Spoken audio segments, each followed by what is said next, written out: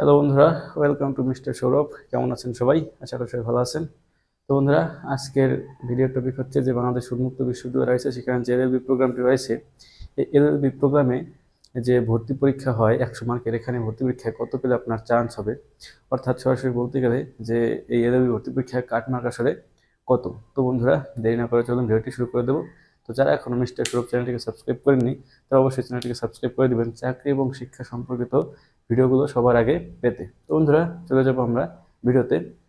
আমরা জানার চেষ্টা করবো যে গত বছর বা তার যে আগের বছরগুলোতে, এই বছরগুলোতে আসলে কাটমার্ক কত ছিল, কত পেয়ে তারা উন্মুক্ত বিশ্ববিদ্যালয়ে চান্স পেয়েছে। বন্ধুরা, তো আমরা সকলেই জানি যে উন্মুক্ত বিশ্ববিদ্যালয়ে কিন্তু 100 মার্কের ভর্তি পরীক্ষা অনুষ্ঠিত হয়। বন্ধুরা, 100 মার্কের মধ্যে কি কি থাকে? এখানে থাকে হচ্ছে বাংলায় 25 মার্ক, ইংরেজিতে 25 মার্ক, এবং বন্ধুরা জিকেতে থাকে 50 মার্ক। জিকে আবার দুইটি ক্যাটাগরিতে থাকে, একটি হচ্ছে বাংলাদেশ বিষয় বলে এবং আন্তর্জাতিক বিষয় বলে। বন্ধুরা, এর কারণ হচ্ছে যে যেহেতু একটি এলএলবি প্রোগ্রাম একটি আইন বিষয়ক প্রোগ্রাম, তো এজন্য আসলে বাংলাদেশ এবং আন্তর্জাতিক দুই ক্ষেত্রে আপনার দক্ষতা যাচাই করা হয় এই ভর্তি পরীক্ষায়। তো বন্ধুরা, এই প্রত্যেকটি ভর্তি পরীক্ষায় এই যে সাবজেক্টগুলো রয়েছে, সেখানে কিন্তু আপনাকে সর্বনিম্ন 40 মার্ক পেয়ে পাশ করতে হবে, তাইলে কিন্তু আপনি চান্স পাবেন। বন্ধুরা, এখন এই 25 মার্ক, এক একটি সাবজেক্টে কিন্তু 25 মার্ক করে বলেছি, 4টি সাবজেক্টে 100 মার্ক।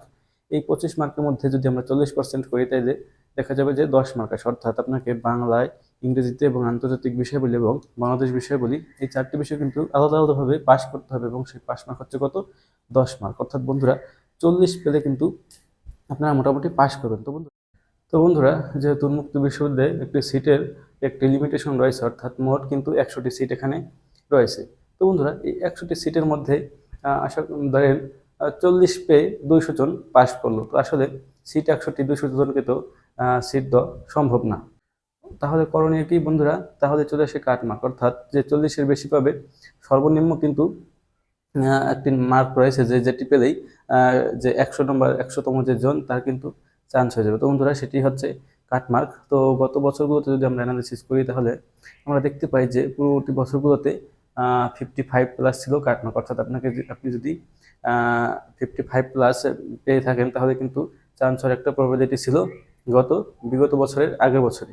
এবার বন্ধুরা, আমরা আগের বছর দেখবো 25-26 সেশনে প্রায় 60+ রয়েছে কাটমার্ক, অর্থাৎ যে সর্বনিম্ন যে 100তম হয়েছে, সে কিন্তু 65+ পেয়ে কিন্তু উন্মুক্ত বিশ্ববিদ্যালয়ে চান্স পেয়েছে। তো বন্ধুরা, এবছর আশা করি আরও বেশি থাকবে, যেহেতু কম্পিটিটর বা কম্পিটিশন বাড়ছে এখানে দিনে দিনে। তো সেক্ষেত্রে এখানে কিন্তু চান্স পাওয়াটাও কঠিন হয়ে যাচ্ছে। তো আপনি ধরে নিতে পারেন যে 60 থেকে 65+ মার্ক পেলে কিন্তু এই উন্মুক্ত বিশ্ববিদ্যালয়ে আপনার চান্স হতে পারে। তো বন্ধুরা, এই ছিল আজকে ভিডিওটি কেমন লাগে অবশ্যই কমেন্ট করে জানাবেন, এবং নিত্য নতুন উন্মুক্ত বিশ্ববিদ্যালয় সহ বিভিন্ন সরকারি বিশ্ববিদ্যালয় সম্পর্কে জানতে মিস্টার সৌরভ চ্যানেলটিকে সাবস্ক্রাইব করে রাখবেন। ধন্যবাদ।